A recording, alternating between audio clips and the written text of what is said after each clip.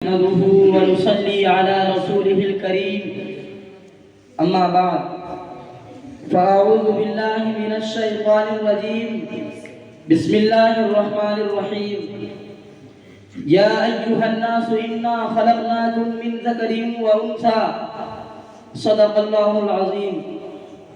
حضرات، حکم مستحکم اور رفقائے بزم، ملک کے حالات اطمینان بخش نہیں ہیں.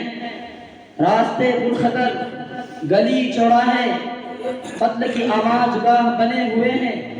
بھیڑ کے ذریعے انسانیت کی عزت و حرمت کو پامال کیا جا رہا ہے. درخت، پودے اور دکان و مکان سب قتل انسانیت کے گواہ ہیں. ایسے نازک حالات میں ضروری ہے کہ ان کے اسباب و وجوہات پر غور کیا جائے اور ملک میں پھیلتی ہوئی بدامنی کے خاتمے کی طرف قدم بڑھایا جائے. حضرات گرامی، ایسے نازک حالات میں ہم جب بے چینی اور بدامنی کے اسباب و وجوہات پر غور کرتے ہیں تو ہمیں سب سے بڑی وجہ یہ دکھائی دیتی ہے کہ آج ہمارے ملک میں اخوت و بھائی چارگی اور الفت و محبت کا فقدان ہے. ایثار و ہمدردی کا جذبہ ہمارے معاشرے سے بالکل نکل چکا ہے، بلکہ اس کی جگہ نفرت و عداوت، ظلم و زیادتی، فتنہ و فساد کا دورہ ہے. ہمارا یہ ملک جو صدیوں پہلے امن و امان کا گہوارہ ہوا کرتا تھا، جس کے امن کی شہادت اقوام عالم دیا کرتے تھے، آج یہی ملک فتنہ و فساد، بے چینی اور بدامنی کا گہوارہ بن چکا ہے.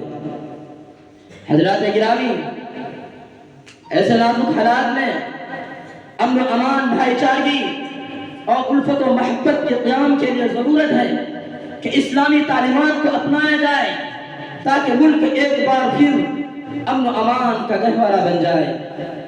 چنانچہ مذہب اسلام سب سے پہلے اخوت انسانی اور اتحاد و اتفاق کی اہمیت پر زور دیتے ہوئے سورہ حجرات آیت نمبر 13 کے تحت ارشاد فرماتا ہے: یا ایھا الناس انا خلقناکم من ذکر وانثی وجعلناکم شعوبا وقبائل لتعارفوا، کہ تم آپس میں بھائی بھائی ہو، لہذا اتحاد و اتفاق کی رسیاں تمہارے غلط کاری کے سبب چھوٹنے نہ پائے.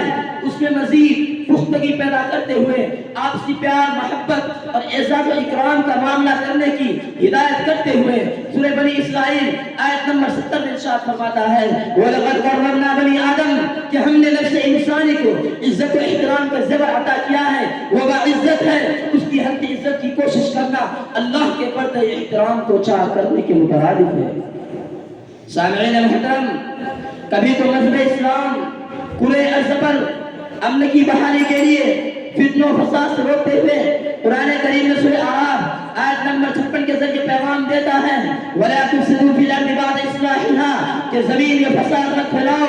مزید اس کی قباحت و شناعت کا تذکرہ کرتے ہوئے سورہ مائدہ آیت نمبر 32 میں ارشاد فرماتا ہے: وَلَقَدْ كَرَّمْنَا مَنْ قَتَلَ نَفْسًا بِغَيْرِ نَفْسٍ أَوْ فَسَادٍ فِي الْأَرْضِ فَكَأَنَّمَا قَتَلَ النَّاسَ جَمِيعًا، کہ اے لوگو، تم کیا سمجھتے ہو کہ ایک شخص کا قتل صرف اسی کا قتل ہے؟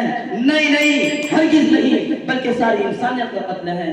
میں اپنی تقریر کو ہی چند باتوں پر ختم کرتا ہوں. وَمَا عَلَيْنَا إِلَّا الْبَلَاغُ.